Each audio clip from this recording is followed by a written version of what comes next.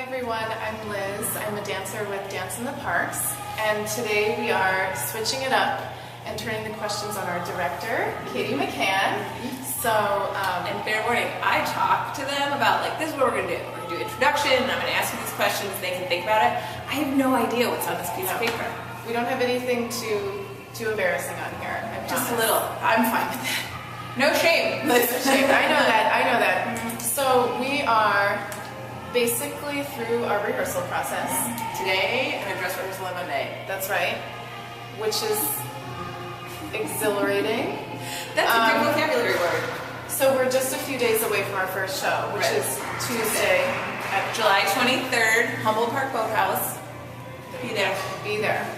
So, okay, so we'll start with, basic, where are you from and what is your dance background?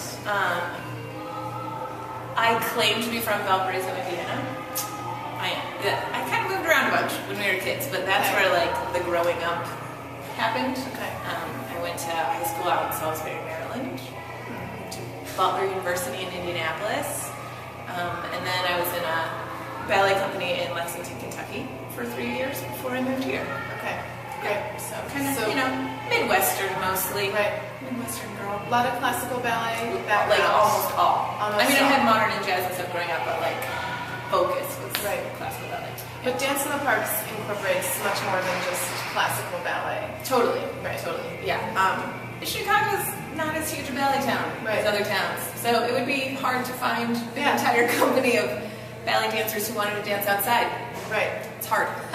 It is hard, yeah. But we have so many other really talented artists that use them, you know, and we got contemporary choreographers, and there's always ballet on the program. Right. Yeah. I put the boots on this year.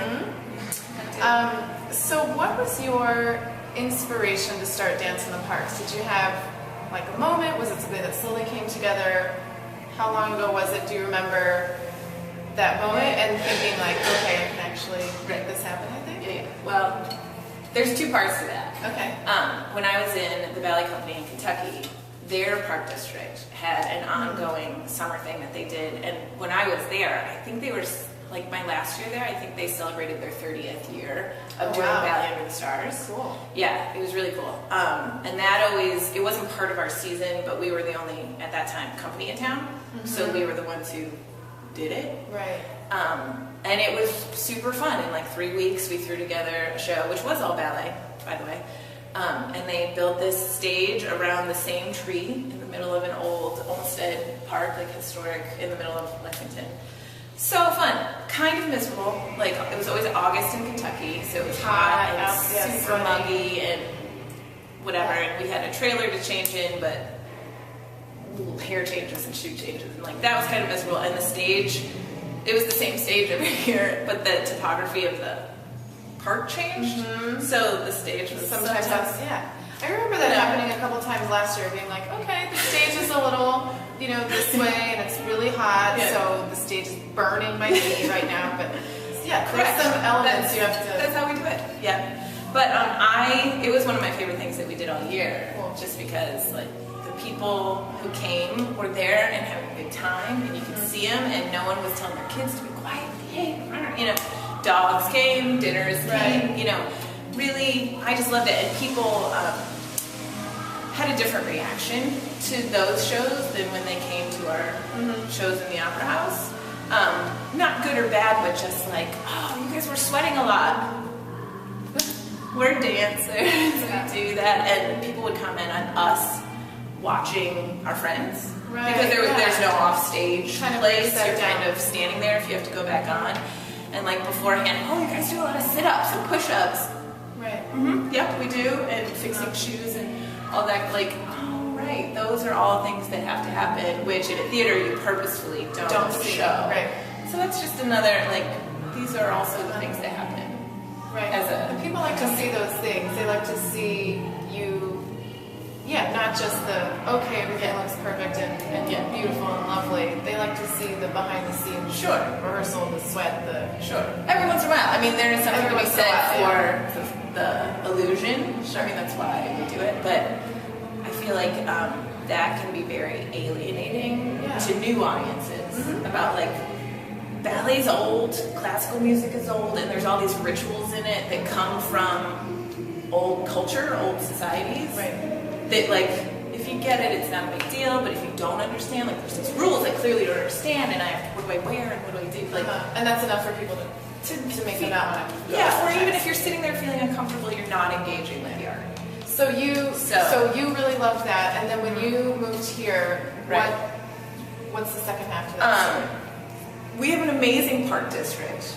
I mean, a huge city with all kinds of green spaces in all of the neighborhoods, and loads of dance companies and dancers. And at the time that I wanted to start this, there weren't a lot of people doing things in the summer. Like the dancing festival hadn't started yet, and companies were really like lay off in the summer. And I was like, why is no one doing this? There's such a huge hole in the dance community in the summer, and these parks that are getting underutilized for that purpose.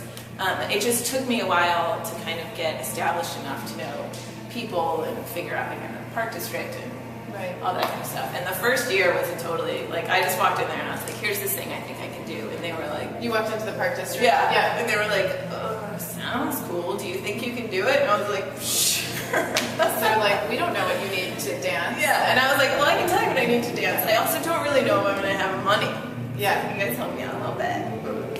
But it's gotten better. Were they able to help you out financially? Or? A little bit, but then also I had gotten our nonprofit status before I approached them. Okay. Like I knew I wanted to do it, but I wanted to get those ducks in a row. Sure. So if it was a go, I'd be like, these are the shows we're doing. We're already set up. Like you can make donations and get the tax write-off and whatever. And it's not just me being like, here's a great idea.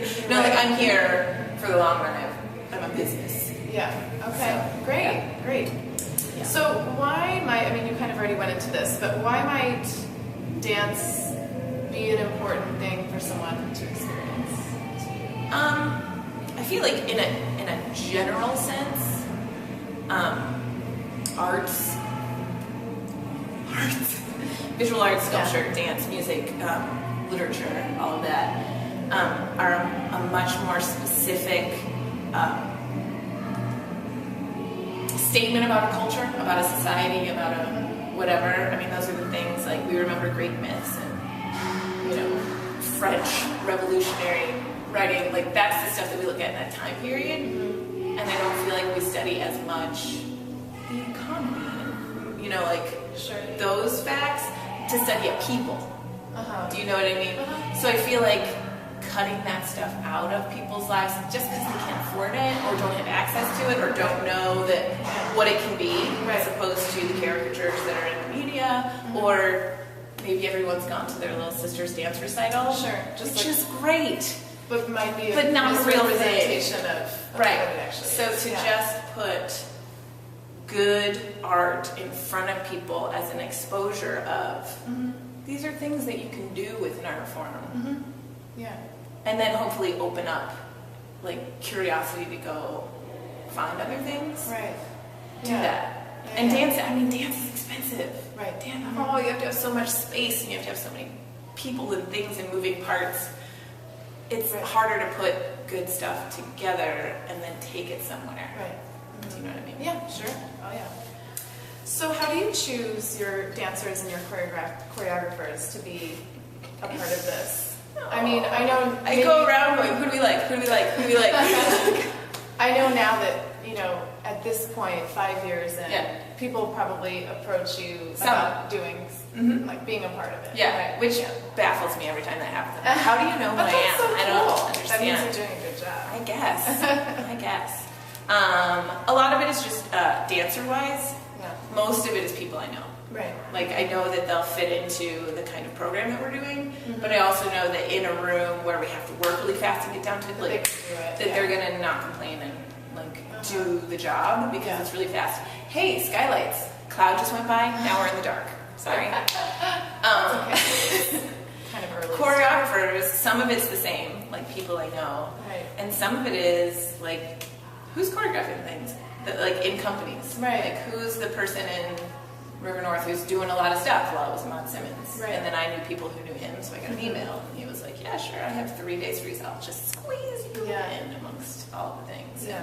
Robin, who's rehearsing today, I mean, she just retired from Hubbard Street and has been kind of putting her toe in the choreographic waters. Right. So I found That someone was who a had her number. pretty And like, sweet find. yeah, and she's great. Yeah. And this number is going to be really fun, and it's kind of a perfect addition for the programming this year. It is, because it's a comedy, right? Yeah, and 4 guys. Yeah. Which gave me a little bit of a heart attack. Coming up with 4 guys was very hard. Yeah. Very hard. We got some good ones. As but usual. geez.